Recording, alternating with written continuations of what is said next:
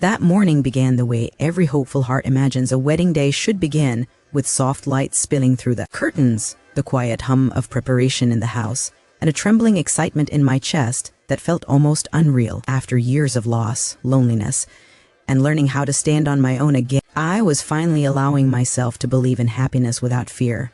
I wasn't expecting perfection, but I was expecting peace. I was expecting warmth. I was expecting family to stand beside me, not as critics, but as witnesses to a new chapter that had cost me so much courage to open. As the guests began to arrive, I watched familiar faces fill the room, some smiling with genuine joy, others carrying that curious look people wear when they think they know your story better than you do. I held onto my bouquet like an anchor, reminding myself that this day was not about approval, but about courage. The courage to love again, to trust again, to choose companionship over solitude. And standing beside me was a man the world might call ordinary, but whom my heart had already named extraordinary. Calm, quiet, and dignified, he didn't command the room with wealth or status. He commanded it with presence, with a silence that felt steady rather than empty. Then, in the midst of that fragile happiness, came the sound that sliced through the air. Laughter, sharp and careless. It wasn't the kind of laughter that celebrates. It was the kind that evaluates, that measures, that secretly declares superiority. I felt it before I fully understood it. A tightening in my chest, a sudden chill where warmth had been blooming just moments before. The words that followed were wrapped in sarcasm and dressed as a joke, but their intention was naked and cruel. It wasn't just my groom who was being judged in that moment. It was my decision, my future, my worth. What hurt most was not that a stranger had mocked him. It was that the mocking came from someone who now carried my family's name. On a day meant to unite, I felt the thin crack of division form right beneath my feet. Yet, even then, beneath the sting of humiliation and the tremor of disbelief, something steadier began to rise inside me.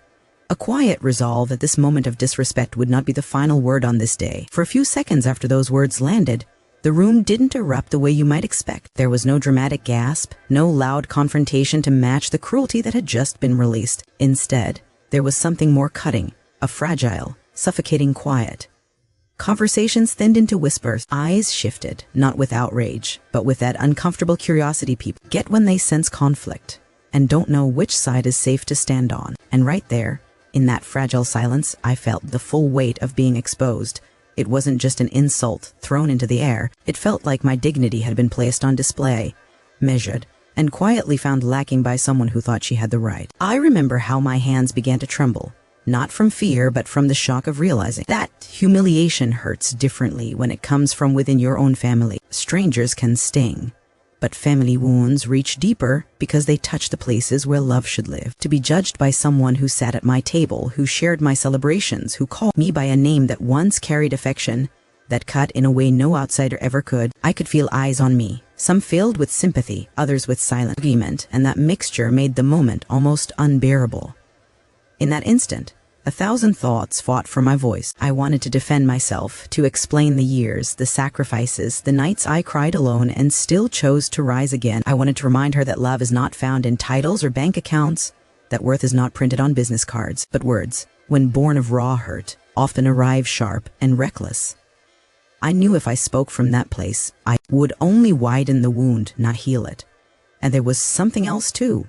A deeper pain I hadn't expected. It wasn't only that my groom was being mocked. It was that, in mocking him, she was also mocking my choice to be happy, my right to begin again without apology. The insult carried the message that my past diminished my future, that my age weakened my right to desire companionship, that my joy needed to meet someone else's standards to be considered valid. So I stood there, feeling the heat of embarrassment rise to my face, the ache of restraint tighten in my chest, and the quiet question echo in my mind. How did love become something that needed permission? In the midst of all that tension, while my own heart was pounding loud enough that I was sure the whole room could hear it, I became aware of something else. The stillness beside me. He hadn't flinched. He hadn't stiffened with anger, or rushed to defend himself with loud words. His hand rested calmly at his side, steady, almost grounding in its quiet certainty. It was as though the insult had passed through the room without finding a place to land on him. And in that moment, I understood something I hadn't fully seen before. Silence, when it comes from strength, is not surrender. People often believe that power must announce itself, They expect it to rise fast, speak loud, and leave no room for doubt. But his silence spoke in a different language, one that didn't need approval to exist. While others waited for retaliation, for a sharp reply that would entertain the room, he simply looked ahead with a peaceful composure that unsettled the very energy meant to provoke him. His face held not pride, not shame, but quiet assurance, as if he already knew that no careless remark had the authority to define him. And I'll admit, in those seconds, part of me wanted him to speak. I wanted him to defend himself, to stand tall and push back with words strong enough to silence every judgment. But as I watched him remain still, something within me softened and shifted. I realized that he wasn't avoiding the moment. He was choosing how to own it. He was refusing to let disrespect set the tone for his dignity. There is a kind of bravery in not reacting when every nerve urges you to strike back. Courage that resists the urge to prove and instead trusts the truth to rise on its own. His calm did something unexpected to the room. The tension didn't explode. It quietly lost its power. The laughter that once felt sharp now sounded awkward, misplaced. People who had leaned in for drama leaned back into their seats, uncertain. In that quiet, I felt my own shaking begin to ease. His restraint became my shelter. His patience became my reminder that not every battle is won with noise. It was in that moment, standing beside a man who was being underestimated in the most public way, that I learned the difference between being loud and being unbreakable. And I chose to believe that the truth does not always need a voice to be heard. The room might have stayed suspended in that uneasy quiet for much longer, if not for the moment when the truth began to surface on its own. It didn't arrive with a dramatic announcement or a spotlight. It came the way real truth often does, quietly, almost accidentally, yet with a force that no one could stop. A guest approached the front with familiarity in his voice and respect in his posture, greeting my groom not as an ordinary man, but as someone he clearly held in high regard. Titles were spoken softly. Achievements were mentioned without exaggeration. Influence was revealed not through boasting, but through the natural way people defer to someone whose presence has already shaped their lives.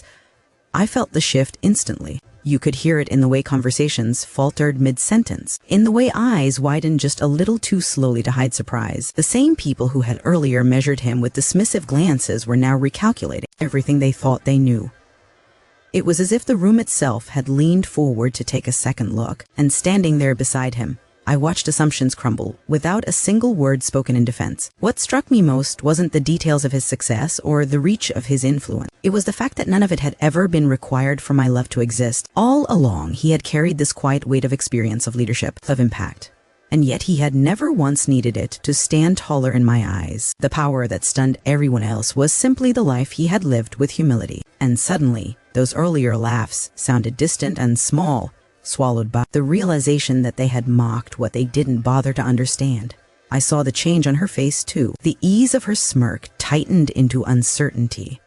Confidence gave way to something closer to discomfort. It wasn't joy that replaced her mockery. It was the uneasy awareness of having spoken too soon, too proudly, too blindly. And in that moment, no words were needed to correct her. Reality had already stepped forward to do the work. What unfolded there was not revenge, not triumph, not even satisfaction. It was a quiet reordering of the room, where status shifted, not because someone demanded it, but because truth has a way of rearranging pride without permission. And as I stood there, watching the man beside me remain exactly as calm as he had been before the revelation, I understood something with piercing clarity. Real power doesn't need to announce itself to be real. What stayed with me most after the truth came into the light was not the shock on people's faces, but how little he changed in response to it. The room had shifted. The energy had turned. Respect had suddenly appeared where doubt once sat. And yet he remained the same man he had been all along. No straightening of the shoulders to claim a higher place. No prideful smile to enjoy the reversal. No subtle glance around to witness who now saw him differently. He stood with that same quiet composure, as if none of it had altered his worth in either direction. That was when I understood that his power had never been hiding in his influence at all. It had been living in his restraint. True authority, I realized in that moment, does not need applause to breathe. It does not rise and fall with the opinions of a room. While others were busy measuring status, he had already mastered something far greater: self-command. He did not answer mockery with dominance. He did not answer revelation with arrogance. He simply remained rooted in who he was, untouched by both insult and admiration. And that kind of steadiness is rare in a world that constantly urges us to prove ourselves louder, faster, and more aggressively. I began to see the deeper lesson unfolding in front of me. Power that shouts is often fragile.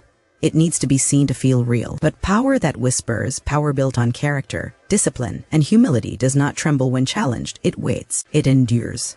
It allows others to expose themselves without ever needing to expose claws. A mockery that once felt so sharp now stood helpless in the face of a man who had never needed to defend his value with words. And I thought of all the times in life we mistake noise for strength, wealth for worth, and appearance for truth. How often we raise our voices to be noticed, mistaking being seen for being secure. Yet standing beside him that day, I learned that dignity carries its own quiet weight.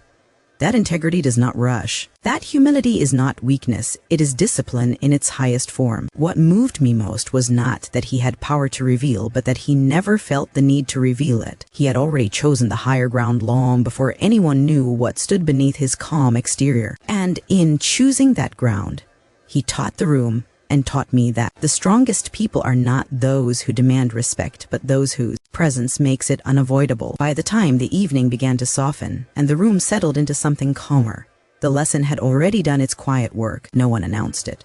No one named it aloud. It simply moved through the space, from face to face, from posture to posture. The laughter that had once carried arrogance now carried restraint. The glances that had once held judgment now held reflection. And in that subtle shift, I saw how quickly pride can turn into pause when truth steps in without noise. I did not need an apology spoken into a microphone to feel the weight of what had happened. Regret has its own language. It lives in lowered eyes, in softened voices, in the hesitation that wasn't there before. I saw it resting where mockery once stood so comfortably. And what surprised me most was how gentle that correction felt. No humiliation returned to match the humiliation given. No revenge took the stage. The moment didn't demand repayment in the same currency as the insult. It simply asked for awareness. In that awareness, I felt something in my own heart begin to loosen. The urge to defend, to replay the wound, to hold on to the sting, it slowly gave way to something steadier. Not forgetting, not excusing, but releasing the need to extract pain in return. I realized then that redemption does not always arrive with grand gestures. Sometimes it comes as a quiet recognition that our words carry weight long after they leave our mouths, and that every careless moment plants a seed we will one day be asked to face. I looked at her, not with triumph, not with bitterness, but with a clarity I hadn't carried before. I saw not an enemy, but a mirror of what unchecked pride can do to any of us if we are not paying attention. And in that seeing, I understood that the greatest lesson of that day was not about hidden power, or exposed arrogance, or even public shame. It was about choice. The choice to respond with growth instead of cruelty, with humility instead of defense, with wisdom instead of wounded pride. That day could have ended with division etched deeper into the family it was meant to bind. Instead, it ended with a quiet invitation to measure our words more carefully, to judge less quickly, to respect what we do not yet understand, and to remember that dignity costs nothing, but it changes everything. And in the end, the mockery faded, the power revealed itself, but the lesson remained.